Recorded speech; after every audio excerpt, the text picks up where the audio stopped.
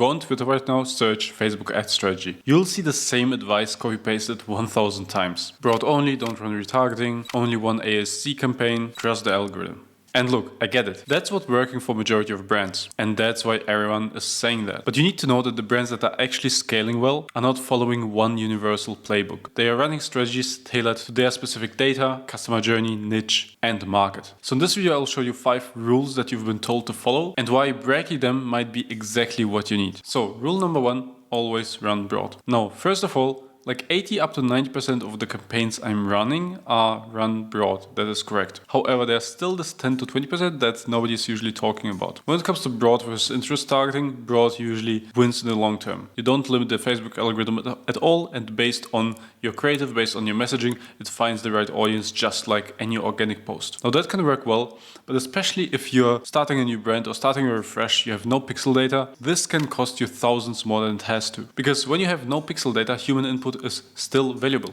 You can still say, hey, like go after these 10 interests. Don't try and go like interest ninja your brand into performance by split testing one interest versus one interest. Like that's all old and outdated. But when you're starting a new campaign without any data, it can make sense to set 5, 10 or 15 interests in all ad sets that you run to give your pixel just a gentle push into the direction that you want it to take. And until your pixel has enough data for broad to outperform the interest targeting, because in the end, yes, interest targeting is limiting, you will have saved thousands of dollars on ad spend. Now, rule number 2. Never run retargeting. This also is something we do not do in most accounts. Yes, we don't do retargeting because the Facebook algorithm does retargeting. However, on some accounts, we will see very low frequency. For example, over the last 7 days, 1.5 or lower. That is ideal for scaling, top of funnel ads taking off. This is perfect, exactly what we need. But especially if you run this in the one campaign structure where the CBO decides what to spend on, it will always prioritize growth ads. And this is great, and this is why the system works so well. But it doesn't mean that you do not miss out on some additional revenue, especially if your frequency is that low. It can make sense to run an additional retargeting campaign. 8 out of 9 brands we work with don't do it,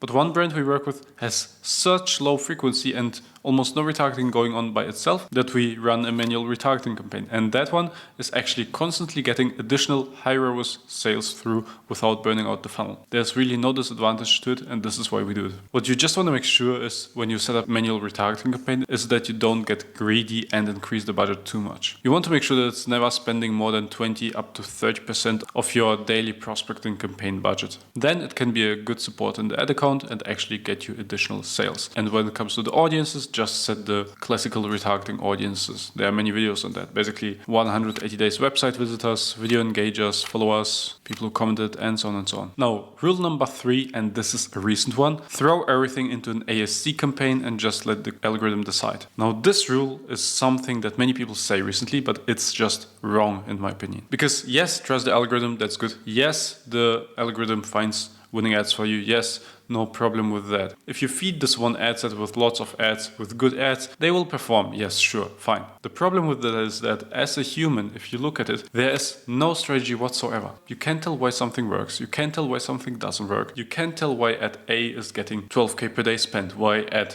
B is getting $5 per day spent. And you can't really analyze anything or direct a creative strategy. It becomes just a massive gamble. And yes, I understand why bigger brands are doing that, because it's like they have so many ads, so much content. They don't really have the capacity or the team to direct everything into a proper creative strategy, so they kind of throw everything into meta, and it kind of works anyway. But obviously, if you do that, you're missing out on a lot of revenue and money, and especially growth velocity. Because does that work? Yes, if you have good ads, it works. Can you grow like this? Again, if you have winning ads there, it works. Does the system support getting more data and more winning ads? No, absolutely not. So if you have a competitor that does what you do in that volume, but with a proper strategy and clear split testing between different angles, different hooks, different benefits to see what your audience cares most about, that competitor will take all the data and direct their creative strategy towards ad production, where they will achieve a way higher hit rate than you and then outscale you. So throw everything into one ad set and trust the algorithm. Terrible advice. I get why brands do that, but honestly, you could make much more. You probably even know that. You just don't have the time and capacity to structure it in an efficient split testing way. Now, rule number 4, always run only one campaign. I'm actually a great advocate of the one campaign structure because it works great. You have one CBO, you have all the tests there, you have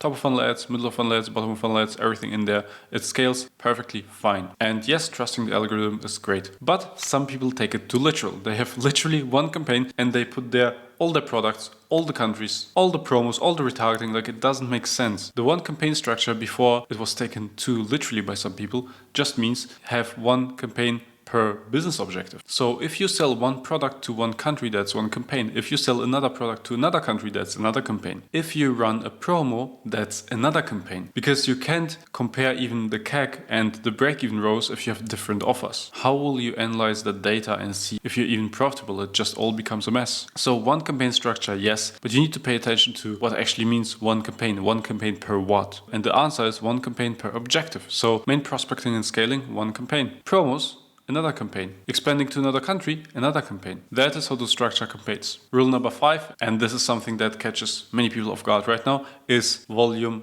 wins. Now, there's a lot of controversy around volume versus quality. And some people say the more you test, the more data you'll get, the better the performance will be, the faster you'll scale. Other people say, well, you actually only need like 5 to 10 ads that can spend a lot, like one ad that can spend 1K per day, and then for example you have 5 or 10 of those ads, then you're already at 30K per day. Now, which one is true? In general, the second scenario that I described is usually what is happening. Most of the time in most accounts there are some very clear winners that carry the entire account. Those are the ads you want to aim for. The other smaller winners, the supportive ads, yes, they are good, but they're not really driving business growth. They're kind of just defensive in case one of your top winners burns out. Now, why would I say that it's not all about volume? For 2 different reasons. Reason number 1 is because volume incentivizes carelessness. And what I mean by that is that it incentivizes, just, pump out a lot of AI crap and put it into one campaign and see what happens. That definitely does not scale. And reason number 2, volume incentivizes sloppy work. If you take 1 hour to create one really good ad, or you are supposed to pump out 10 ads in 1 hour, which do you think will lead to the higher quality ad? Obviously, the one that you invested more time into. Now, as you know, accounts scale not by having thousands of mini winners, but like 5 to 10 really, really great winners. And those great winners, you don't usually get them by accident, just by pumping out a lot of volume. So that's why my take is, no, it's not all about volume. That being said, if you can maintain a healthy hit rate, and that means, for example, 10% of all ads you produce are winning ads, or 20% of all ads you test are winning ads. And if you can increase the volume without lowering the quality, without lowering the thoughts and care that goes into ads, and without lowering your hit rate, and of course, if you create lots of quality ads, but more of them, you will scale faster. Yes, that is true. The only thing to pay attention to is really to not fall into the trap to produce a lot of crap, because that will get you nowhere and it's just wasteful and expensive. You want to increase quality once you already have a really good hit rate. Now, if you're in a position where you have a brand maybe making 100K, 200K per month, maybe 300K per month, but you're hitting a plateau and you don't really know how to scale further, this is exactly what I help with. My team and me is fully specialized on the full stack meta strategy to scale brands past 1 million per month. If that is you and you would like me to take a look at your brand and diagnose exactly what's wrong and how I'd solve it, click the first link in the description and schedule a call with me on the website. Also, if you're curious about how I maintain learnings and quality in the high volume ad era of AI, check out this video where I explain exactly how you can speed up the process with AI and make sure that you don't miss out on any valuable data that you've already paid for. Keep scaling. Bye.